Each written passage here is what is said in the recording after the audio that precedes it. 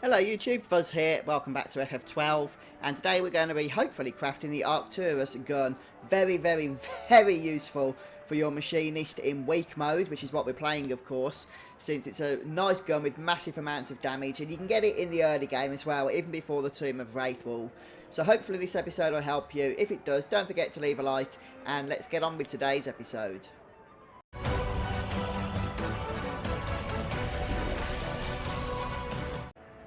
The first item that you need to get, and in fact you need two of them, is the Wyvern Wing. I should point out that this gun, the Arcturus, we're going to be crafting it, which means we're farming a few other items in order to actually get it. So the Wyvern Wing, of which you need two of, I've actually done a video on that, so go and check that out. It should be in this playlist, just perhaps the one before this one, and then come back to watch this. Once you've got your two Wyvern Wings, the next items we're going to get are Yenza fins. We need two of them. But in order to get them, the easiest way is to get them as a Monograph Drop. And so you want to speak to a magic vendor, any magic vendor, 25 times in order to unlock the monograph that costs 21,000 gil. And this is the Mage's monograph. And that'll allow you to get the drops from the Yenza, which we're going to be fighting over in the Nang Yenza Sansei. Alright guys, so starting from the Tomb of Wraithwall, you want to head east back into the Nang Yenza Sansei. And we're going to be looking for the fish. And it's a monograph drop, which means you don't need to chain them. It's not going to make a difference to the drop chance. But fortunately, it's about 20% anyway. So it shouldn't take too long to get the two that you need. I'm just going to hold the fleeing button down. We want to head into the next area that's just down the southeast of this one. The exit. And then what we're going to do once we're in here, the game will create an autosave. So if you're unlucky and the fish don't drop them, then at least you can just respawn if you want to from the autosave file. And we want to just make our way over to this pier here. You might have to kill some of the other ends that are on the way. But if we just carefully go down here, then along here you're going to get the fish spawning. Now the small neutral fish that you can get around this zone do not drop the item that we need, the Yenza fin, but the big fish do. So here comes one here. And fortunately, not only is it a 20% drop chance, but you tend to get about 3 of these fish spawn on a single trip down this pier, meaning that you've got a good chance of getting at least one per run. Sometimes you might even get both on your first visit, which would obviously be quite useful. So here's the next one. An Earthstone, that's no good. And sometimes we'll get one up here, yes. So hopefully this will drop the fin. No.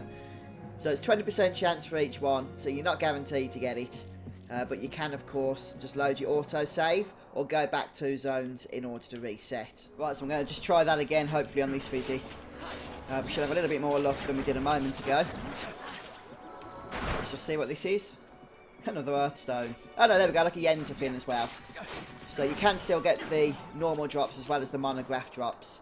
So don't give up too soon when you see the Earthstones drop or whatever the case may be. Just keep looking at the loot drops and you'll get them. And I already got a first Yenza fin off camera. So that's both of the ones that we need. Which means, along with the Wyvern Wings that we've already collected, there's only one more thing we need to get. Right, so the enemy you're looking for now is the Salamand Enteat. And what this guy has is the Salamand Halcyon.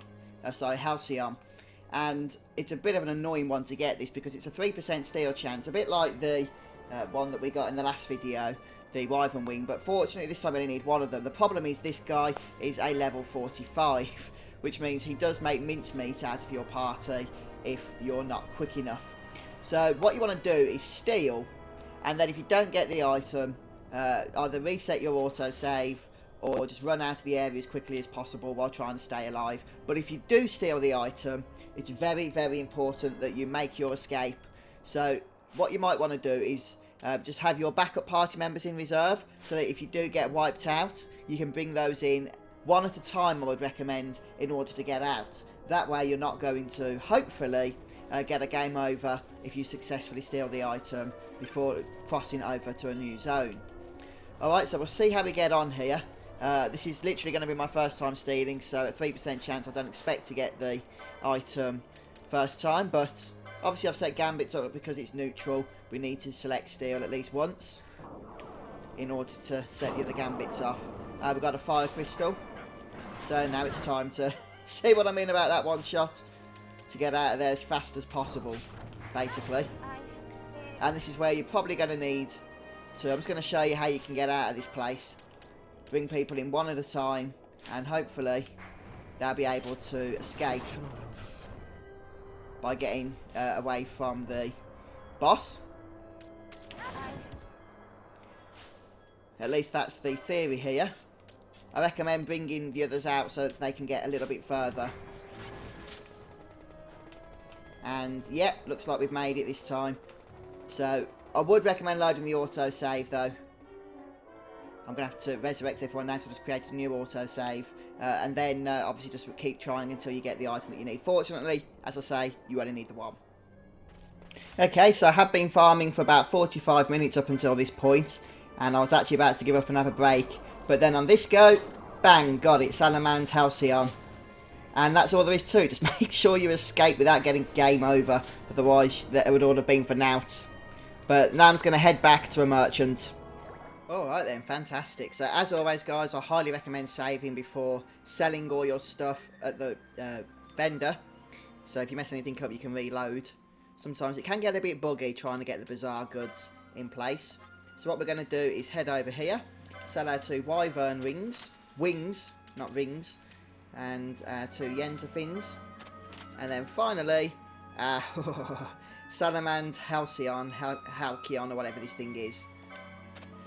There we go. And if we quit out of the purchase menu, you'll get this new bizarre goods now available. Head down here. And here it is for 8,000 gil. The late model rifle. And there we have it. Arcturus. Fantastic stuff. Okay, so I already had a fairly decent weapon on Barsh, because I've been obviously using him a lot in terms of damage. So he had the Sirius, which I did get as a drop, but you can purchase it as well. But we're going to go ahead and give him not the Sight-and-Gret. We're going to give him the Arcturus, and look at the damage boost from that. 18 points of damage, of attack power rather, to 46 points of attack power. So that is very, very nice indeed.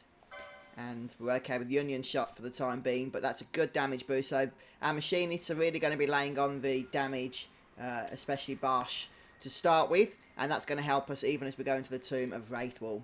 So good luck on getting your Arcturuses, guys. Let us know in the comment section how long it takes you to get those materials, especially that last one from that yellow elemental. But that's it for me for today, so thanks for stopping by, and come back soon for more Final Fantasy XII. Goodbye.